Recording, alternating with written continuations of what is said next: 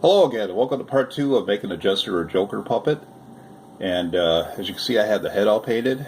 I know he looks kind of freaky looking, but that's pretty much what I was going for. Now, I don't bother with primer. I just went ahead and painted on 3 coats of an inexpensive craft paint. And I let it dry in between coats, of course. And then when that was all done, I painted in the features. I also added ears, which are just pieces of corrugated cardboard that I cut out, paper mache, sanded, and then glued to the head with a tacky craft glue. There's no need to be too detailed with that.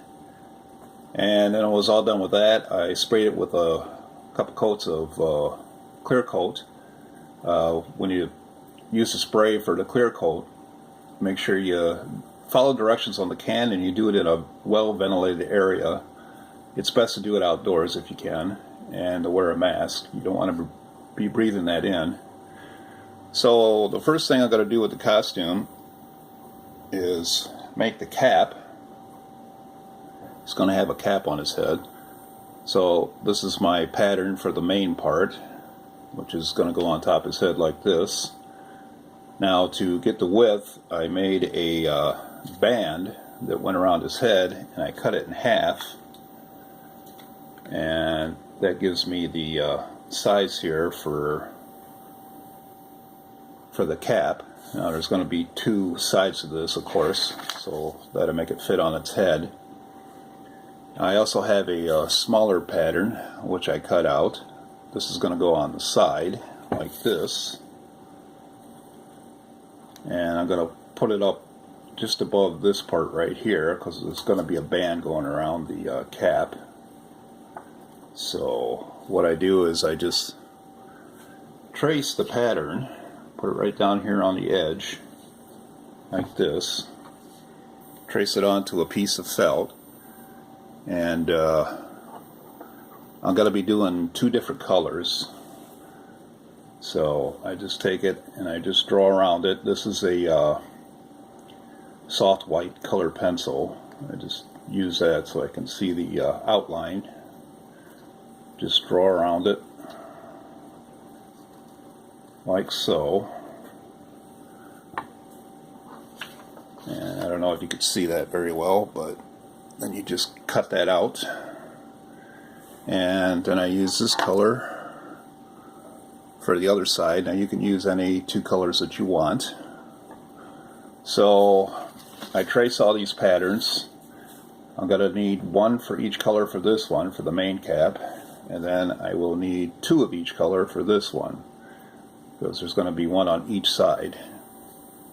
And when I'm all done, I sew it together, it's going to look like this.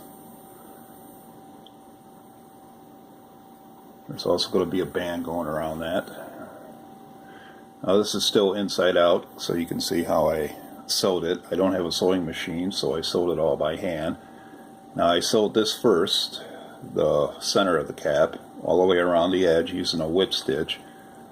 When you do the sewing, you want to stay as close to the edge as possible, but not too close that when you turn it right side out, you're going to rip the threads through. Now, I did these separately. I just sewed them together like this, leaving this open. And then when I was done with both of these, the main cap here, I just use this for measurement just like this, and I drew around this on the main part of the cap, and then I cut holes out, 1 on each side, and then I just held this here and I sewed it right through, went all the way around. And like I said, this is inside out. I'm going to show you how I turn it right side out.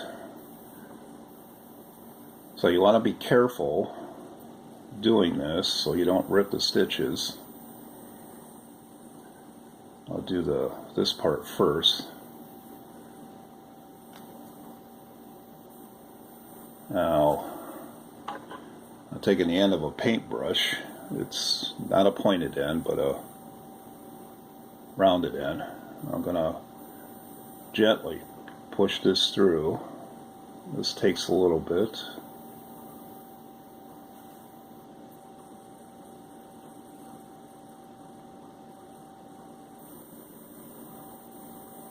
So like I said, you want to be careful so you don't push it through the stitches. I'm going to do a smaller one now.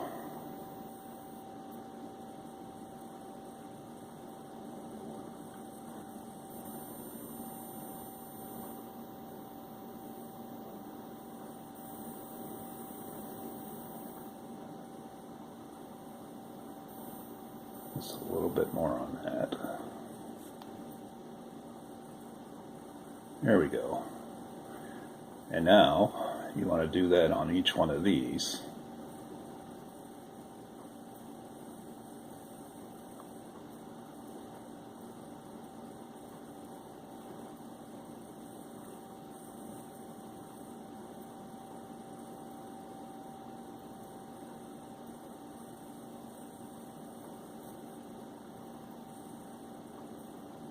Be real careful with the smaller ones.